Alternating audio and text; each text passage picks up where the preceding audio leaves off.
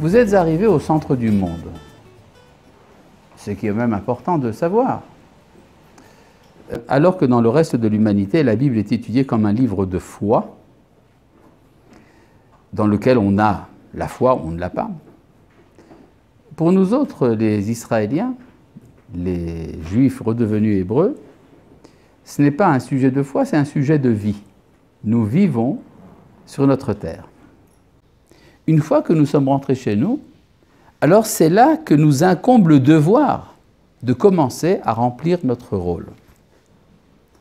Or, ce rôle, comme vous le savez, est universel. Le Messie, dans la tradition d'Israël, est un roi, c'est-à-dire détenteur d'un pouvoir politique, et son rôle est d'amener sur terre la justice,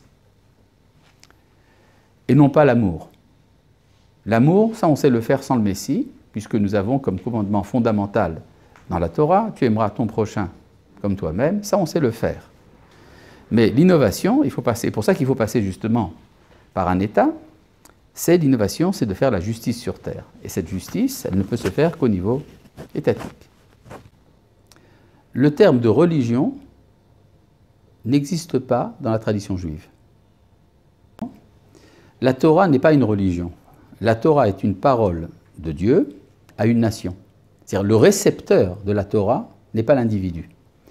Tandis que dans chaque religion, c'est-à-dire la religion s'adresse à la vie individuelle pour sanctifier l'individu et lui assurer le salut, la béatitude, tout ce que vous voulez, la Torah a pour projet fondamental tout d'abord une société dans laquelle Dieu se manifeste. Nous n'avons pas de prophète.